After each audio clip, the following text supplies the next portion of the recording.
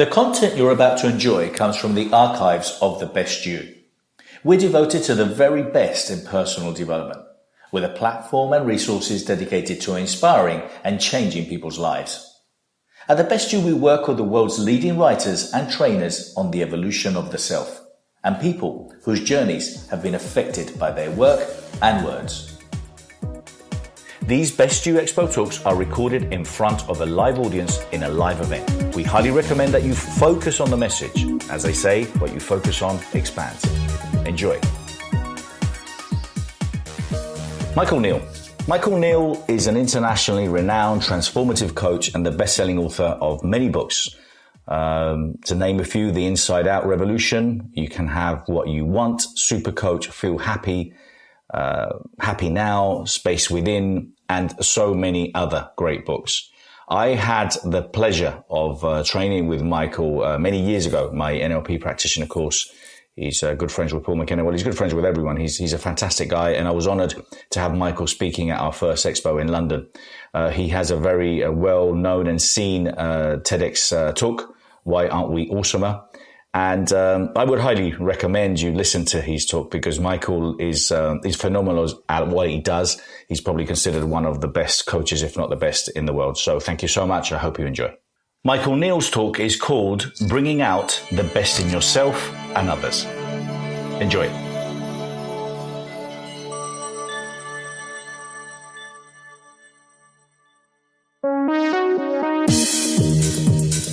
Ladies and gentlemen, please welcome Mr. Michael Neill. Wow! I feel good. I knew that I wouldn't. Morning. I feel good. Oh.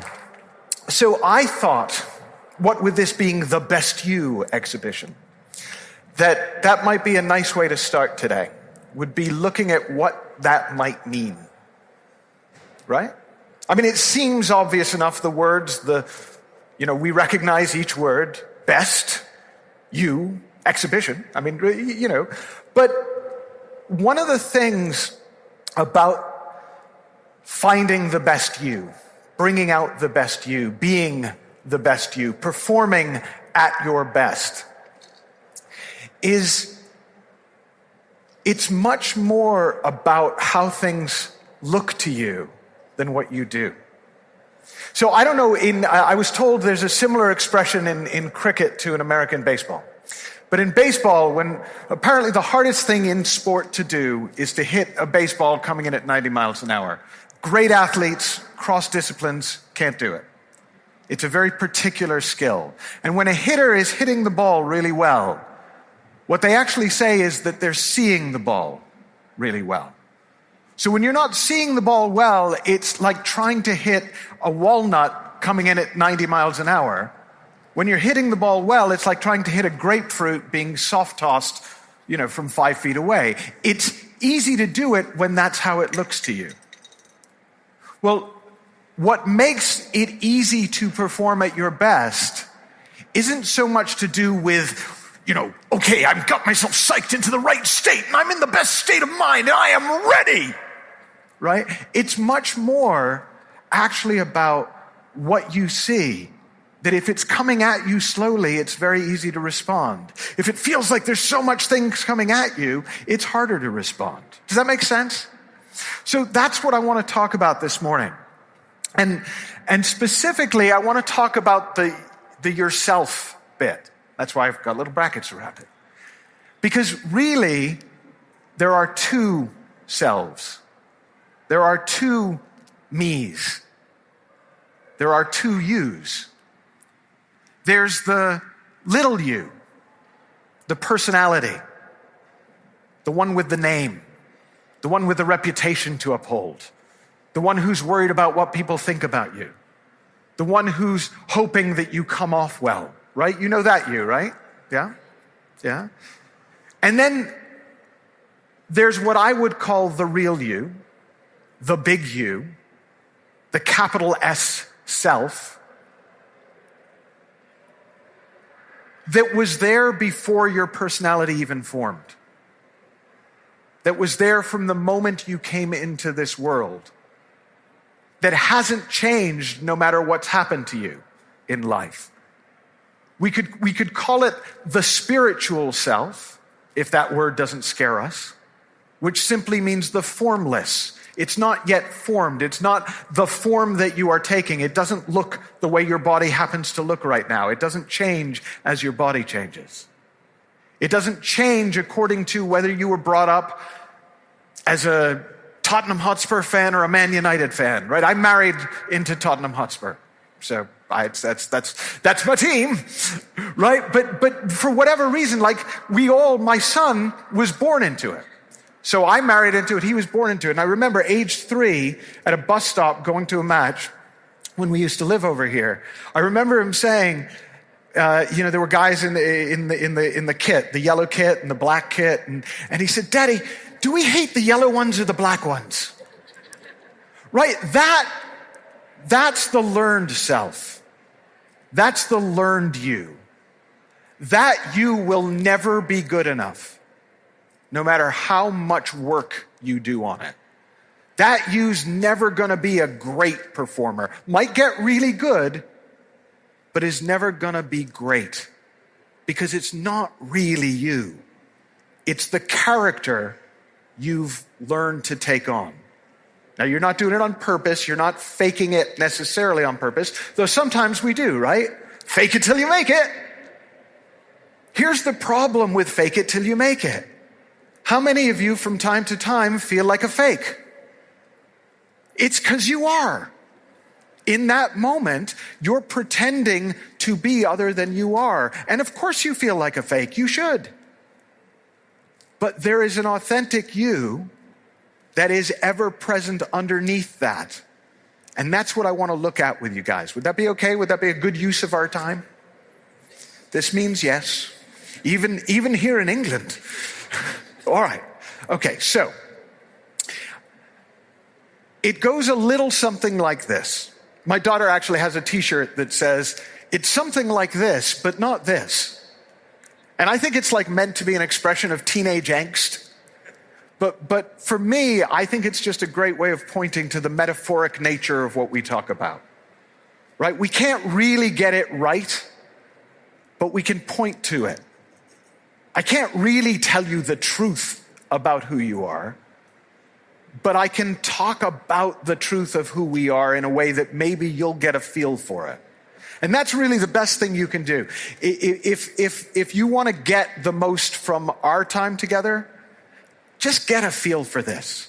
Don't worry about the details. Don't worry about, right, now, because later I'll be talking about things like key performance indicators, universal performance indicators. And in a way, it doesn't really matter that bit. If you get a feel for what you feel like, the best you, that's what you'll be able to take away with you. Fair enough? Fair enough? Okay, yes, all right, thank you. All right, this is you. It's exactly what you look like. It's the infinite potential of you. It is the not yet formed you. It is the spiritual self. It is the space within which the character of you is born. Right? How many of you have kids? Okay, so one of the things that you know is that for a long time, they're pretty undifferentiated lumps of loveliness, right? But they don't yet have personalities. They're not that distinct when they come out, right?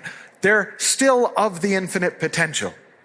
But over time, what starts to happen is an image of self starts to appear, a separate you. So now there are two yous. There's the infinite potential, spiritual, formless you, and then there's the beginnings of the person, the personality. And as parents, we get very excited about this, and we name it, right? We name the one in the middle. We name the person, and we name them Bobby or Timmy or Sally or Alice. And I was actually thinking, I don't know, this morning I was thinking about this, and I was thinking, what are some English female names? And I don't know why Agnes came to mind. Does anyone even know anyone named Agnes? Okay, so there are some Agneses, but some Agni, what is the plural? It doesn't matter. So you begin to form this separate self. Now, we get a little bit lost after a while because everyone keeps calling us by our name and telling us who we are. Well, you're this kind of person. You're shy, you're brave, you're good at this but bad at that, right? And we separate out from the infinite potential and we begin to take form, and we're fantastic, we're empowered, right? We take it on. We take on the separate self, the individual, me, right? The most important person in every room. And we try and psych me up, and we try and sell me to the world, and we try and make me pretty, and make me successful, and make me rich, and make me strong. But have you ever noticed how tiring that is? It's tiring because it's not natural. It's normal, it's completely normal, but it's not our nature. Our nature is in that infinite potential. But we try and function as this separate self, and it's like taking your phone, unplugging it, and trying to run on battery power all the time.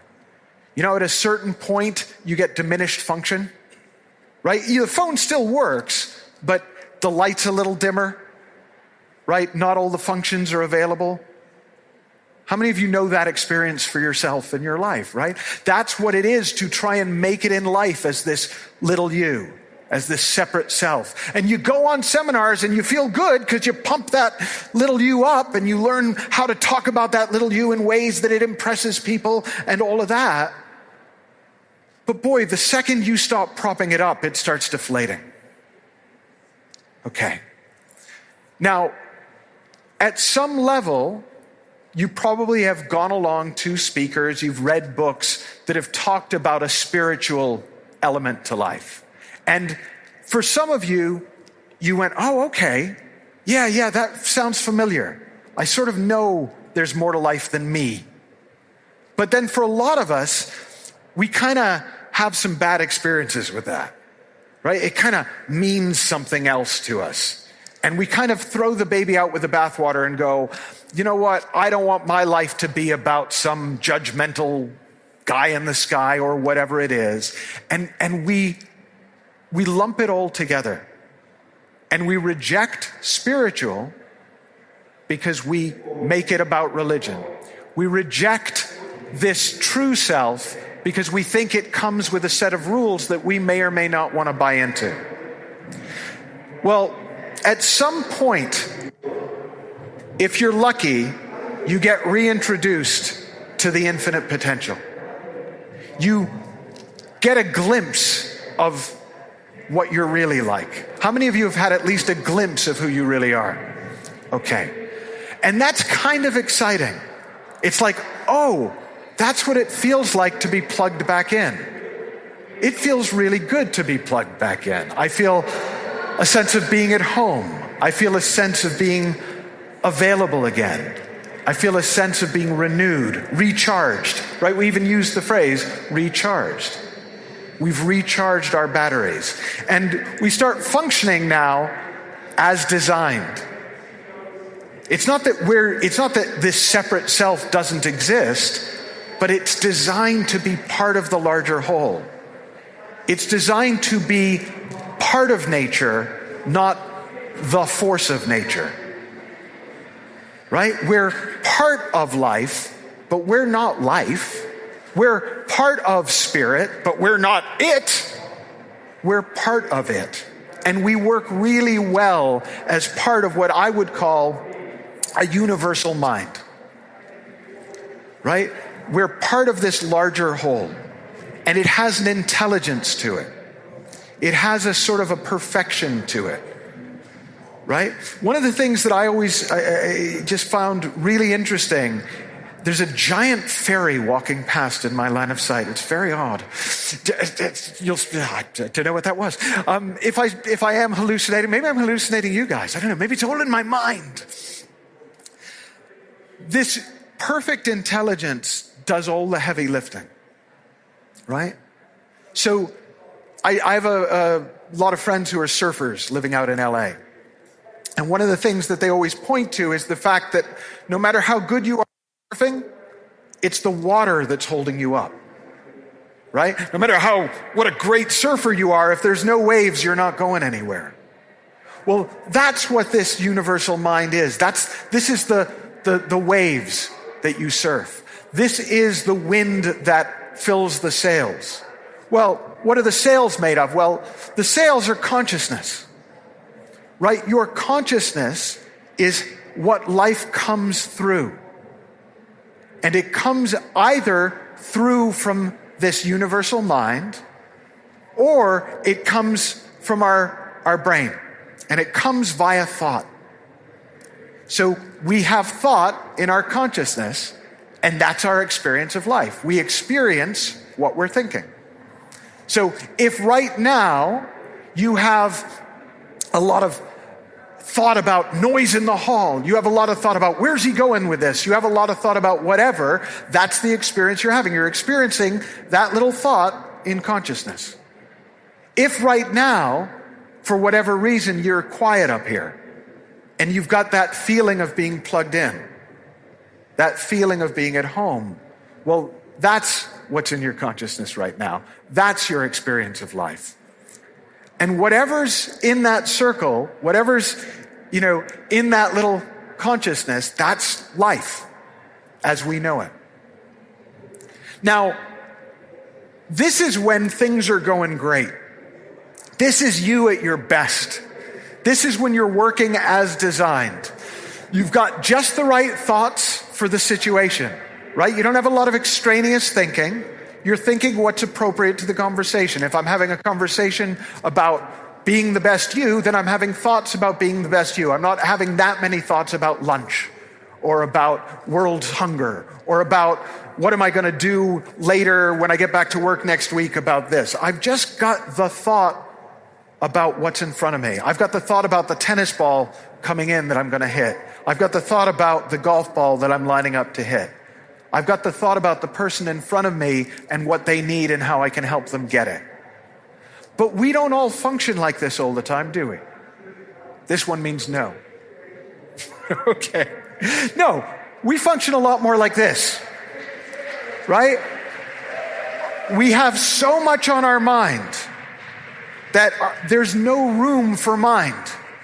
There's no room for this spiritual intelligence to come in. There's no room for wind to fill our sails and take us floating through our wonderful life.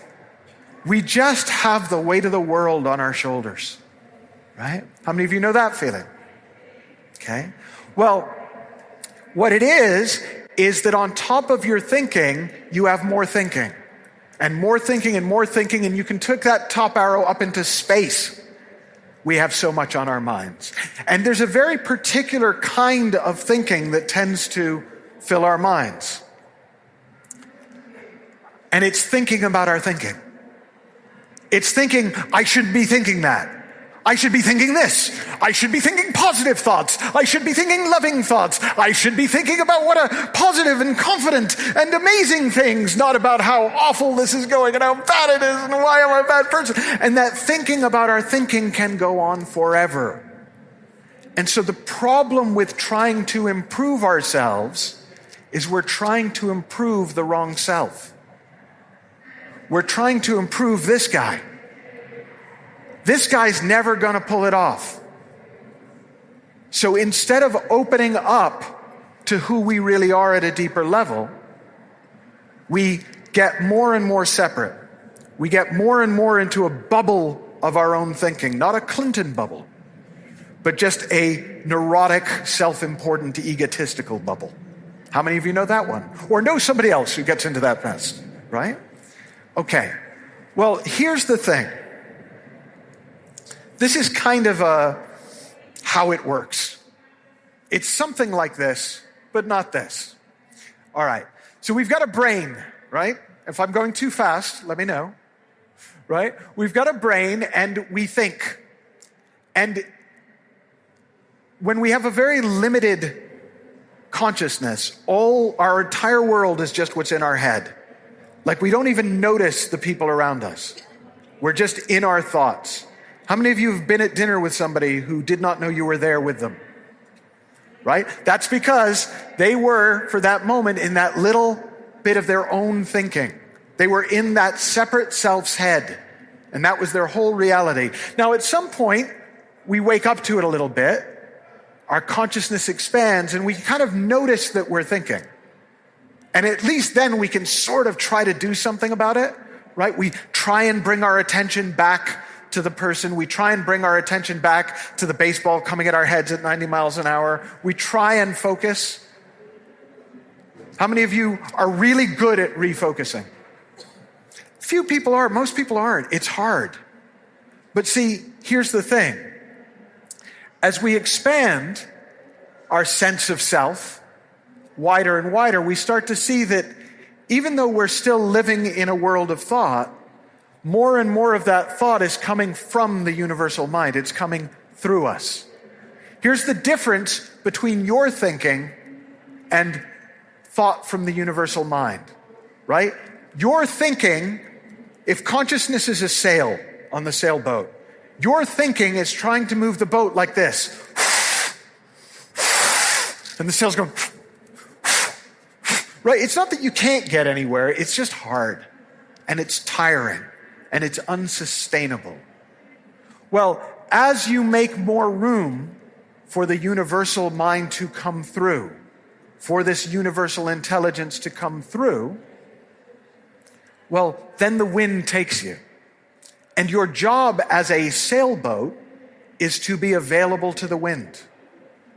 Your job is not to row faster when you're in a sailboat, right? That's what me does. You know, I'll try harder. I can do more. I can work 26 hours a day. I can give 110%, right? Well, no. All you need to do is be more available to this. And what makes us more available to this is just knowing it's there. If you're interested in working with me, contributing to the magazine, maybe speaking at any of our many events around the world, partnering or licensing The Best You, go to www.thebestyou.co. How many of you have been told at some point in your life that it takes 21 to 30 days to change a habit?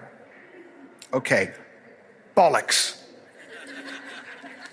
Right? If you drive to work, or you take a bus to work, or you take the train to work every day, and it takes you an hour, and it's a hellacious journey, and I show you a way to get to work reliably that's going to take 10 minutes a day, how many times do I have to show it to you before you start taking the new way? How many of you think it's one time or two?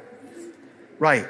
Even if you've been going the same way to work for 30 years, even if your mother and father went to work that way for their entire lives, you still only have to get a better way one time, and that's it, you're done. As you wake up to this deeper potential, as you wake up to this feeling of the deeper mind, as you wake up to this possibility of being lived and not trying to make it happen, it doesn't take a long time to change. It takes a moment of seeing. And it doesn't mean you might not forget one morning and go to work the old way, right? Because we do have habits of thinking, but it just means it's no big deal. Because once you're awake to it, you go back and take the shortcut. Once you're awake to it, you go back and do it the way that works. Does this make sense? Yeah. So, this is us at our best. Now, how do we know we're at our best? Well, in traditional performance coaching, the measure that they use are KPI. I went to a meeting of a bunch of CEOs. They ran companies from $12 million to $50 million. And they were all talking to me about KPI. And I didn't want to admit that I didn't know what KPI meant. So I listened and listened and listened. And finally I went, got it. Key performance indicators. Okay, so key performance indicators. Well, what I noticed is that the things that they were trying to measure were external. They were measuring behavior. They were measuring number of sales. They were measuring number of sales calls. They were measuring amount of time spent on an activity, amount of man hours put in. Everything was unique to their particular challenge. And it was all objective and observable. Now here's the only problem with KPI. It didn't really work. I mean, it was measurable, but they could get their KPI up and things didn't get better. Now, I was thinking about that and I was thinking, well, these are the wrong performance indicators because these are the effect of how we perform. Right? If you put in the hours, that's already because you think you need to. If you make a certain number of calls, that's already because you've already thought that must be the way I have to do it. So you're measuring after the fact of performance. Well, so I introduced the idea of UPI, Universal Performance Indicators. And universal performance indicators are by nature universal, right? They're the same for everybody. They're absolutely observable, but they're subjective because they're internal. And I thought for today, because we only got a little bit of time together, I'd share 3 that I've seen consistently you can rely on. I can tell you how well you will do on any given project if you tell me where you are on these 3 metrics. And I'm going to explain what I mean by them, okay? So the first one is enthusiasm. But I don't mean Tony Robbins enthusiasm, right? That's this guy. I mean your genuine enthusiasm, like you fucking love it, right? That's what I'm talking about. If your enthusiasm for what you do is pretty much 8, 9, or 10, you're gonna do pretty well. Not your fake enthusiasm, because that'll last as long as you make it happen, but your genuine, like, oh my God, okay, what else can I do? Right? That is infectious. People feel it from you. You feel it in you. It keeps you moving. It makes you forget what time it is. It makes you not count the hours you're putting in until afterwards where you go, wow, I think I put in 12 hours today. But not because I put in 12 hours today. You just put in 12. It's like, wow, I would have put in 14, but I had to eat. Right? Second one, you're getting fresh thinking. You're getting new ideas all the time. It's not same old, same old, same old, same old, same old. Even if the subject matter doesn't change, you're seeing it fresh on a regular basis. And again, if you're scoring 8 to 10, if you're getting fresh thinking on a regular basis, you're going to do really well because that fresh thinking is of the moment. That fresh thinking is of the universal mind. Our brain doesn't produce fresh thinking. Our brain produces thinking that used to be fresh and is now staler and staler and staler. Right? You wouldn't probably be inclined to try and drink 30-year-old milk to nourish yourself.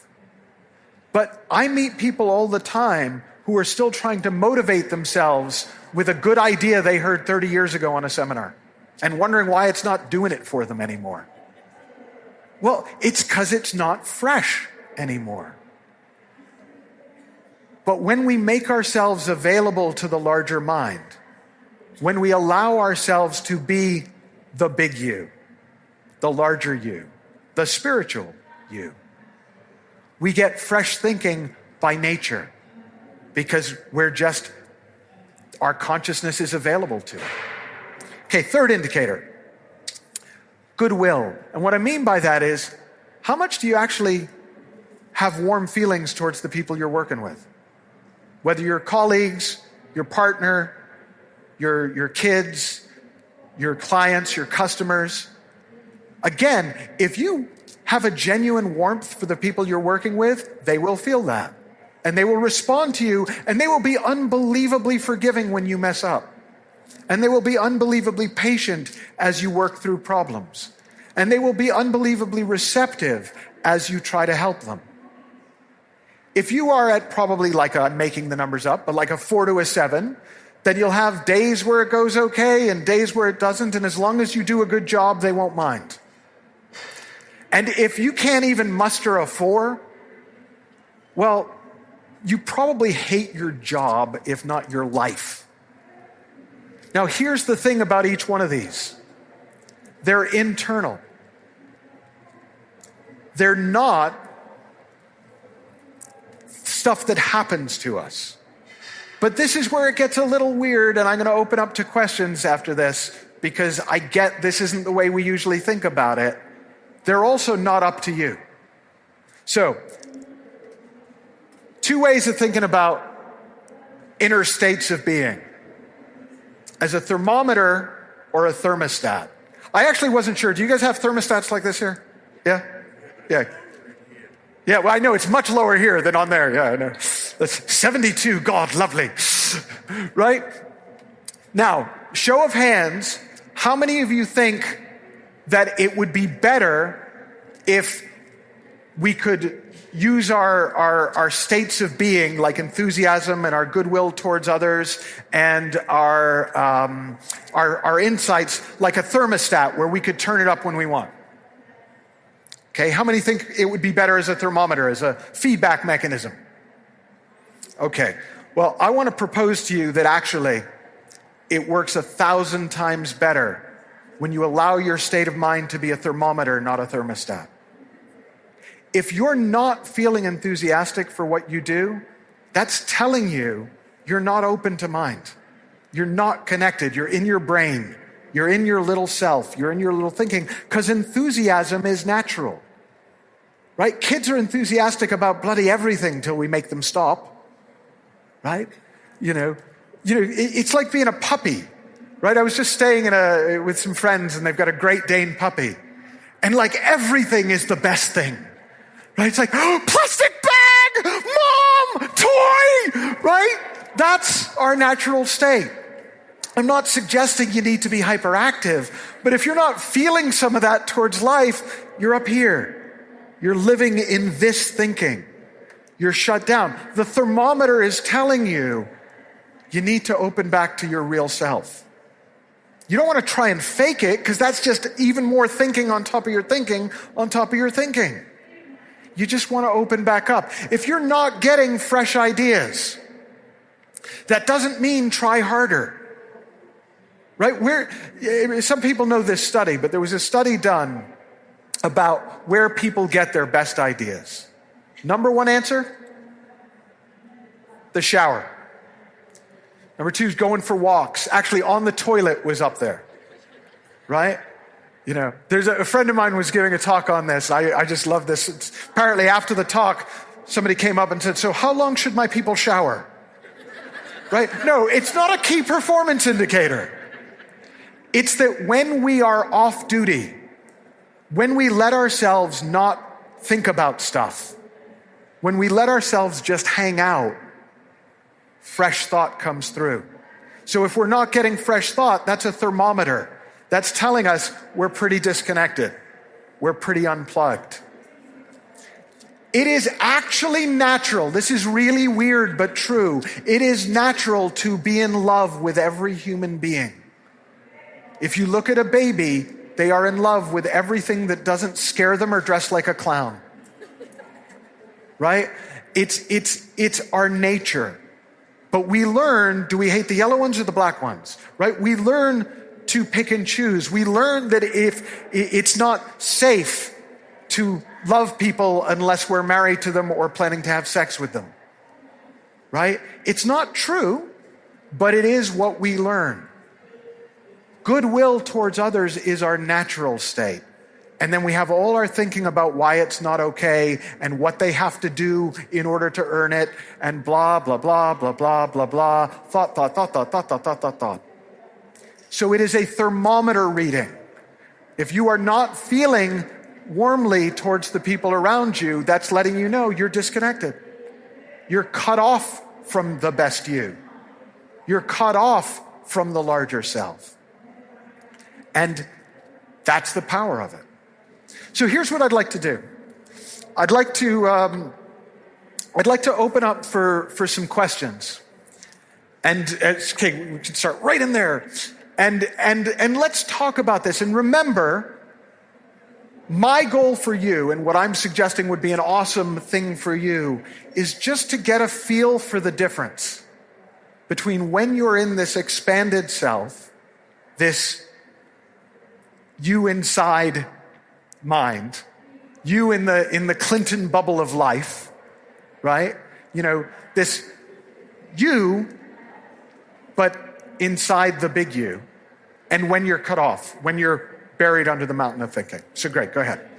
Yeah, do you have any tools to measure the goodwill? Because you said 8, 9, and 10 for enthusiasm and fresh thinking, but for the goodwill, you were willing to go down all the way to a 6. Okay, so this is a fantastic question. Do you have any tools for upping the goodwill? Well, no. Because that would make goodwill into a thermostat.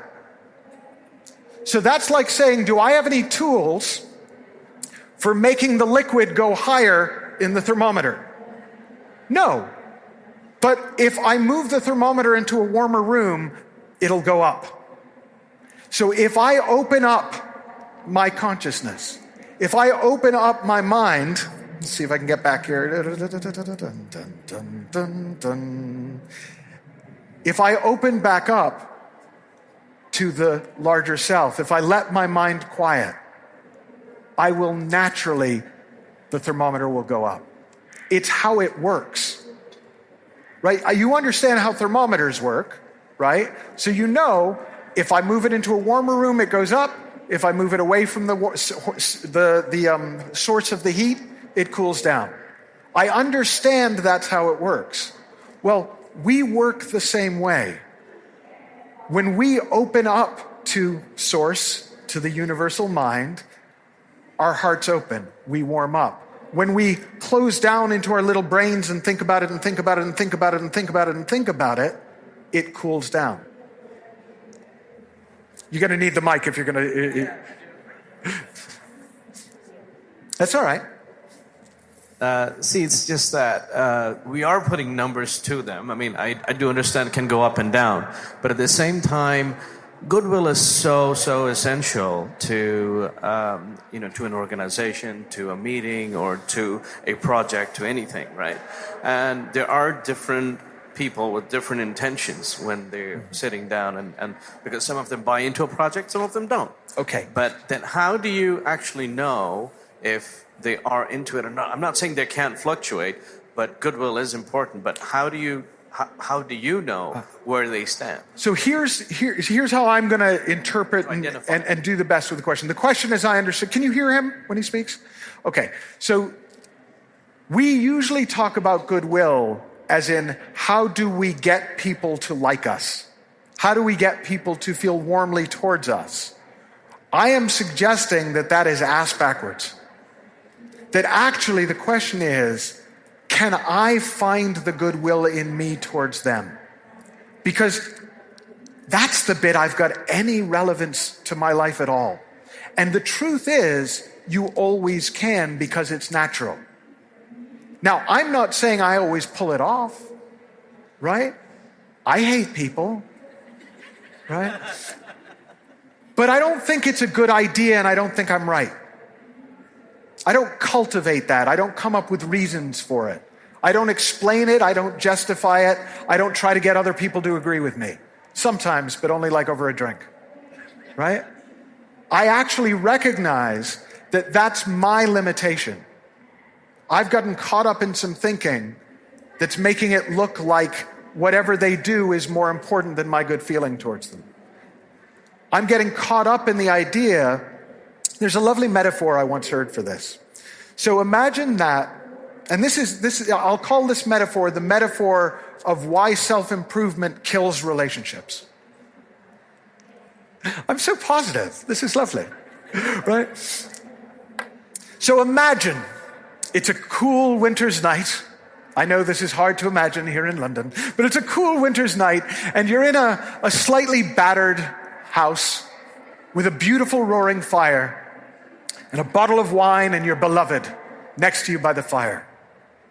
And you're about to settle in for a gorgeous evening, but you can hear the wind is banging a door in another part of the house, And so you go, you know what, beloved? This is almost such a perfect evening. Let me just go take care of that door, and then we can have this amazing evening together, and it's going to be so beautiful, and it's going to be romantic. So you go, and on your way to get the door, you notice that there's a leak in the corner, and you think, oh, I better just put something under that before. And so you go to get the door, and when you get the door and you kind of jam the door, you forgot the bucket, so you got to go back out. You get the bucket to fix that, but along the way, you notice that actually you forgot to let the cat out. So you go to let the cat out and you take care of everything, and now it's perfect. It's perfect. It's perfect. You go back to be with your beloved, and the fire's out and they're gone. The wine spilled on the rug and you're alone. That's self-improvement. We wait until everything's right, until we're great people, until we're perfect, until our circumstances are amazing, and then I'll be happy. Then I'll feel good. Then I'll let myself enjoy my life. You can enjoy your life now. You can be happy now. You were made that way. You can love people as they are. Doesn't mean you won't try to do stuff to make them change if you think they need to change. Doesn't mean if they work for you, you're not going to make decisions about whether or not they're going to keep working for you if they're underperforming. But it doesn't have to affect your goodwill. That's innate. Make sense? Thank you. If you're interested in watching the video content of this interview and many others, or interested in learning from world leaders and teachers, go to www.thebestyou.online. Great. We got one right over there. Go like the wind. No, come on. I got it.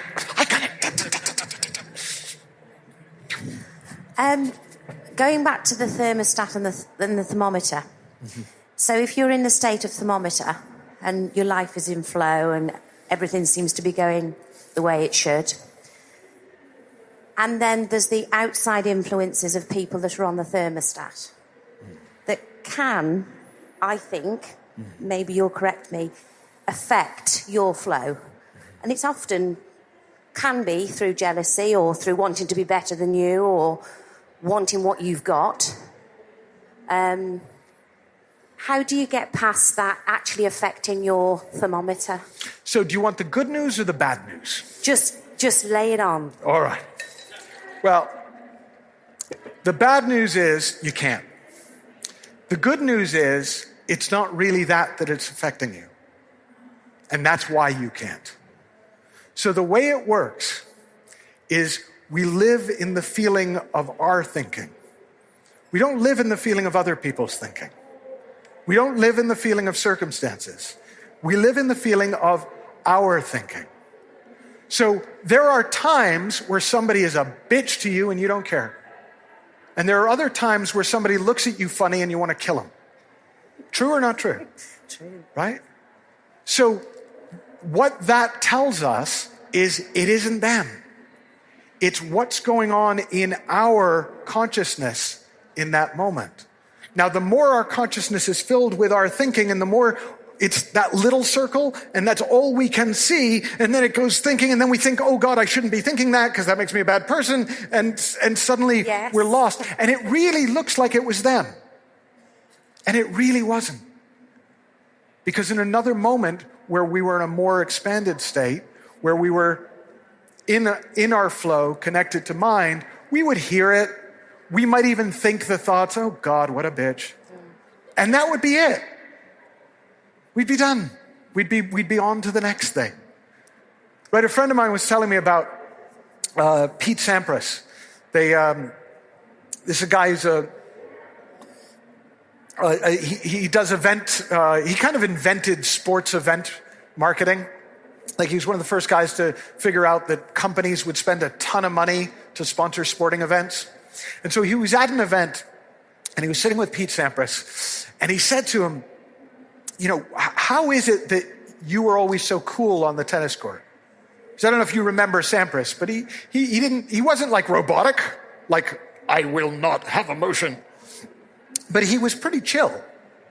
And Sampras said, well, I don't think I was that chill. I had all sorts of noise in my head. I would get, and he said, but like you never really lost it when the call was out and you thought it was in or anything? Oh, he said, I did. I'd have little hissy fits in my head and stuff. And so Billy said to him, well, why didn't it show? Why didn't it affect your game? He said, well, I don't care what I think. Right? We don't have to care what we think.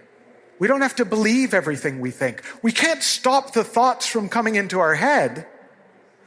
But so what? Ooh, I had a negative thought. Alert the media.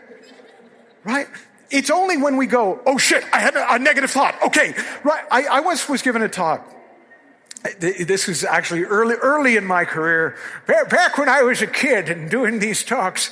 And I got up on stage, I was doing a talk, and somebody's cell phone went off, their mobile phone went off in the audience. And before I could say, oh, could you please switch off your cell phones? A spotlight went on this guy. A siren started up over the sound system. Everyone stood up and started doing this. And the guy's like, and he takes his cell phone and he gets up on stage, and I'm sitting there like, what the fuck? Right? And he gets up on stage and he tells a joke, and everyone laughs, and he goes back, and I'm just bewildered.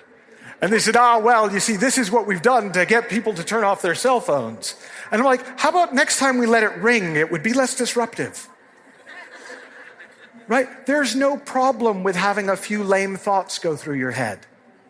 It's not going to do anything to you. There is a problem with making your life about it not happening. I heard a lovely way of talking about it recently. A friend of mine said, it's easier to get back on the horse than to try not falling off it. We're innately resilient, right? We bounce back from so much, and we just think that it takes effort. No, we're made to bounce. But if we work it, it gets harder. That's all it is. Does that make sense? Thank you. Thank you. Who's next?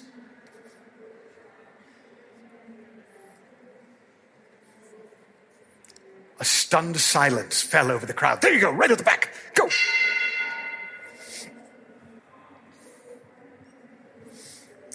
Hi, I have a client who thinks that he's the most heartless person in the world. And I try to convince him that, what he says is that he has to be hard so that, people won't eat him alive. If he becomes softer or, as you say, has this goodwill, people will actually, eat him alive. And I try to convince him otherwise. So am I doing the right thing? Or is that like instead of trying to change his universal mind, Well, so let me give you an example. Okay, so imagine that Bill Gates comes to you for business coaching. Mm-hmm. But he has amnesia. Do you think you'd do better trying to sell your strategies for how he'd do well in business, or trying to get him over his amnesia? Sorry, try to get over his ambition? Yeah, like if you could remind him that he's Bill Gates, mm-hmm. Do you think that would ultimately be a more effective business coaching session than trying to teach him your 7 strategies for building a successful business? Well, my question is whether it's, You're not answering my question, though. I'll answer yours if you answer mine. Well, of course, I don't know, to remind him that he's Bill Gates. Okay. So here's why that's relevant to your question. Mm-hmm. You can even be completely right about what would help somebody. But as long as they think they are this, it's not going to go in. It's just going to sound like you don't understand. Mm-hmm.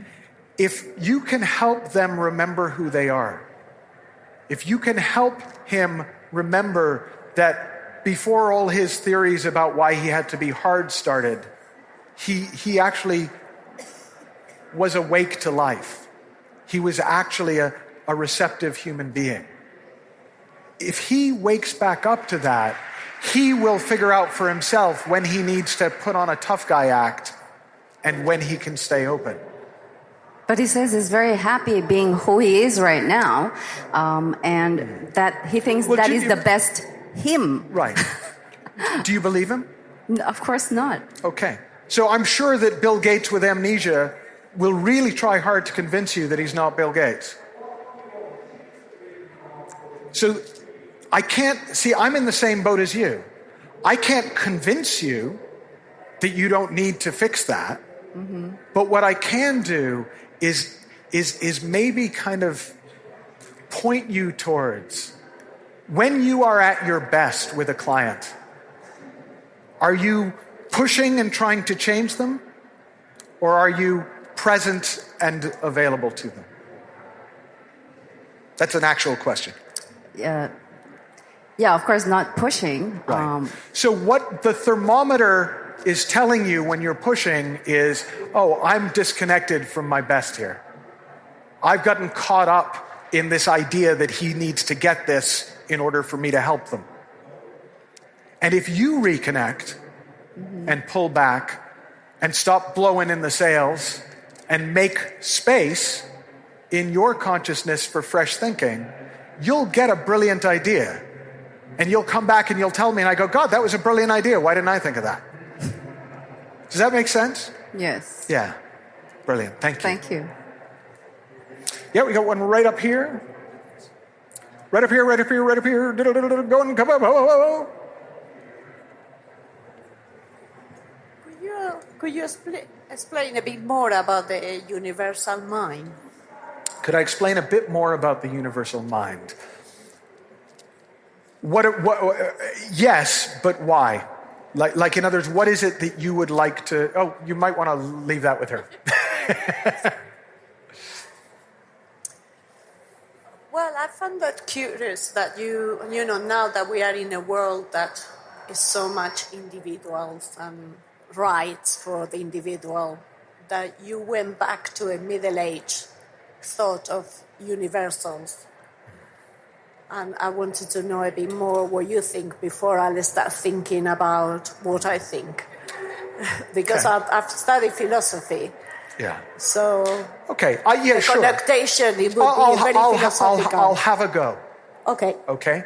And I want to put the caveat around it that I think the most useful thing that could come from me doing this is that you might get a sense for yourself of universal mind, rather than that you wind up agreeing with my definition. So, universal mind is the energy and intelligence behind all things, whether in form or formless. It is the sun that is the source of life on the planet. It is the allness and the isness. It is God. It is what we are made of. It is the one energy that splits into 7 billion forms, more than 7 billion, but 7 billion human forms, and makes up the planet. It is the great ball of nothingness out of which everything comes.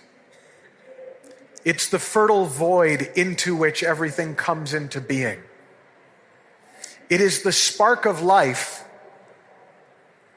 that's how we know whether something is alive or dead without having to measure in some external way. It's the light in your daughter's eye. It's something like that, but not that. Right? And it is ever present. It is our nature. It is our best you. And it's not that there isn't also a separate me, but it's just that that's not the important one. That one will get taken care of along the way. The more we open ourselves up to the universal mind, the more we use our free will to harmonize our personal mind with the universal mind, our personal thinking with universal thought, the more our life flows. The better we feel, the better we do. So it's the quiet inside which the noise happens. Right? We talk about a quiet mind or a still mind as being the goal of meditation. But we think of that as being the opposite of noisy. Quiet is the space inside which noise happens. The quiet mind is the space inside which you think. A room is no less quiet for all the noise in it. But we're so used to focusing on the noise, we don't hear the quiet. Anybody remember the movie Amadeus? There's a great scene in Amadeus. It's about Mozart where the emperor is complaining about Mozart's new composition. And Mozart goes, well, what's wrong with it? And the emperor goes, too many notes. Well, we all suffer from too many notes. We've got so much going on in here that we don't hear the quiet. The second we hear the quiet, it settles us down. It opens us up. It's in Buddhism, they call it the ultimate medicine because it knows exactly what you need and gives you that. And all the targeting that we do with our personal mind, it can't do what universal mind can do. Because by its nature, it's local, it's specific, it's only relevant here. It's a key performance indicator, not a universal performance indicator.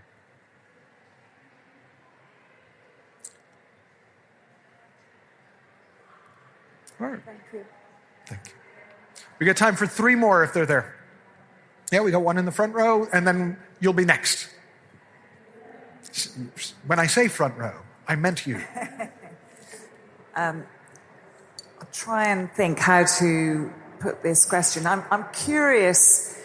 Something I struggle with a lot is feeling that I would love to connect with the universal mind, connect with my creativity, but I just have too much to do, and I feel like I need to tick those things off the box first, and then I'll relax and be creative. Yeah. And I see my clients struggle with this as well. Yeah.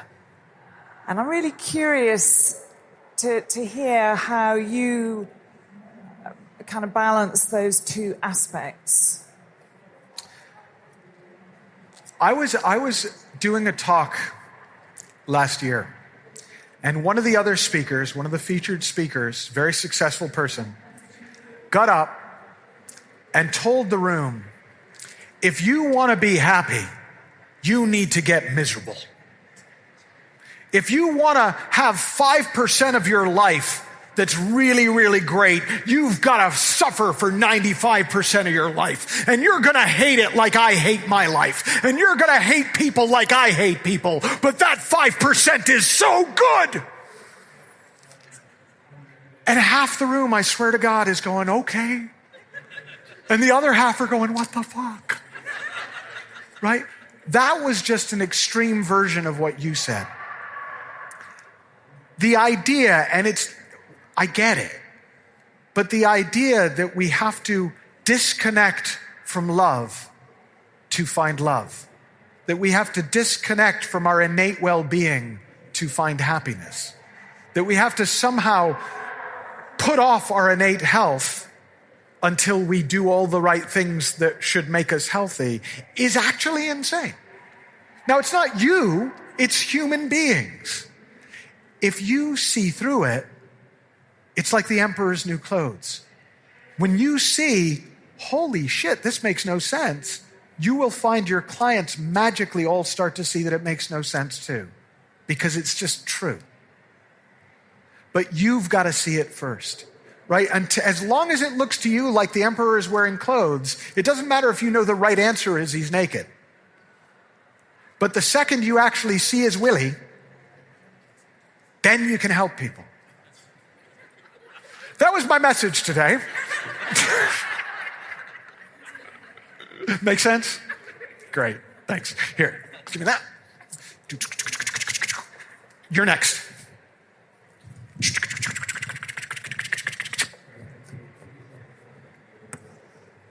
Well, my question is about if you're feeling like you haven't got enough enthusiasm and sort of insight and so on in the place of work where you are, and you know deep down that you're not really properly aligned with it, what can you do, what sort of skills or techniques can you use to kind of overcome sometimes overwhelming fear to actually say, do you know what, I'm not dealing with this, I need to go and be more authentic and be doing something that's more in line with who I really am? What could you suggest for that? So I'm going to do my best with this one. But honest to God, we could spend an entire day on this one question. So I'm just going to do what I can with it, okay? The idea that our level of enthusiasm has something to do with where we are is the problem, right? My puppy doesn't care, right? My puppy doesn't care if I bring him to a space that is aligned to his innate puppiness, right? He is as happy in my garbage as he is in the park. So the first thing we've got to see is, my level of enthusiasm for life is just an expression of theos in me. It's an expression of the divine in me. It's an expression of universal mind. It has nothing to do with where I am.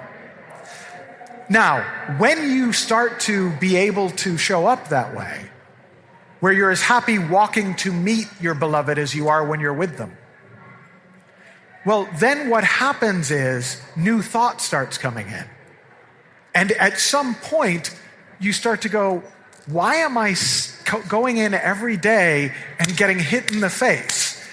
Like, that stops seeming like a worthwhile way to spend my time, and then I'm done. No fear, no decision, no anything. But when I think it's a good idea that I should go somewhere that's more aligned with my innate puppiness, right, then I'm totally in my head and I'm lost. So that's half of it. Now, the other half that I think would be useful, would it be useful to have a different relationship with fear? We don't have to. Okay, all in favor of having a better relationship with fear, raise your hand. All against? Okay. Fear is one of the experiences we can create with thought. That's it. We've got so much thinking about fear. We have so many ideas about what it means when we feel fear. I should feel the fear and do it anyway. I should feel the fear and run like hell. I should not feel the fear. Right? You know, fear is one of the feelings that we feel when we have scary thinking. And like all thought, it comes and goes if we let it. If we don't recycle it, if we don't fight it, if we don't do battle with it, if we don't make our life be about overcoming fear. Right? That's this guy. You don't need to overcome a cloud. Thank you. Thank you. No, you don't need to do battle with a cloud just because it's shaped like a lion. It's still a cloud. You're the sky. You're not even like, it's like, oh, look, a cloud shaped like a lion. Cool. Right? And this is so, I'm almost hearing everybody go, when's he getting to the point? The thing that gives us a different relationship with fear. This is the point. Fear is no more of a big deal than any other feeling. Right? In my wife, when we moved to America, she's from Aylesbury, she said, are all Americans emotionally incontinent? Because like in America, our feelings matter so much. Well, less so here, but you guys are still as obsessed with fear as we are. It's just another one of those thoughts that we feel. And like all thoughts, if you let it, it comes and it goes. Doesn't mean anything until you make up that it does. That's it. It's kind of boring. I'm bored with fear now. I'm bored with this. So give the mic to her. Yo, she's already got it. Great. I do. Hi. So I was in the thermometer completely and utterly, and it was quite overwhelming. And then it felt like everybody was throwing hammers at the thermometer, and I got quite panicky. and then went back to the thermostat and turned it down.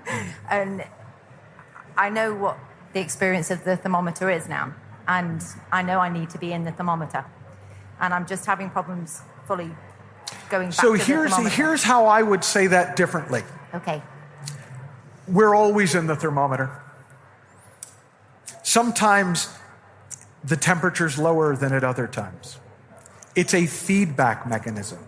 It's just letting us know I'm disconnected. Probably a bad time to have an important conversation about my marital status. Right? You know this idea that you should never go to bed angry? That's nuts.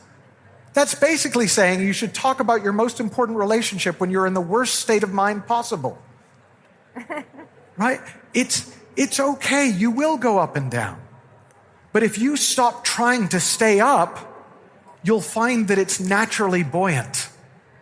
Right? Mind rises. Consciousness expands. We're made to float. But we weigh it down with all the thinking, trying to make it better. That's the problem with the thermostat. Not that it doesn't work, but that it sort of does. So we think it's a good idea that just because I can temporarily change the way I feel, that I should. Right? That's why people become alcoholics and drug addicts and work addicts and all of that, because it kind of works. But not really. And the funny thing is, when you give up, it comes right back up to where you wanted it to be in the first place. Because that's its nature. That's our nature. I gotta kind of bring us to a close, so let me just take this to a last couple of thoughts. So, here we are, us, but us. You, but also you. Now, when you get engaged in life, you know this feeling? There's less of you in it. When you're really at your best, it's not that you're not there at all, but there's less of you. There's more of life coming through you. There's more of source coming through you. There's more of love coming through you. There's more creativity coming through you. There's more of the divine coming through you. There is more spirit coming through you. You are more alive. Less you, more life. There are even moments in flow where it feels like you're not even there at all. And those are the moments, the peak moments that people strive for, where there is only the performance. There is only the dance. There is only the other, the beloved. And that ultimately is your best you. So if you wanted to sum it up, right, in a one-liner, the less people have on their mind, the better their level of performance, universally. Now, there's a link there. The link, we decided there's a 5-hour workshop on this. It's free. It's normally not free, but for you guys, it's free. So if you want to write that link down, you can watch a much longer presentation on this. It goes into a lot more detail about happiness, high performance, and spiritual fulfillment. So you're very welcome to do that. Other than that, it's been pretty good. I mean, except for the bit where the white fairy went by at the back. That was scary. So thank you very much. Have a wonderful, wonderful, wonderful weekend. I'm out of here.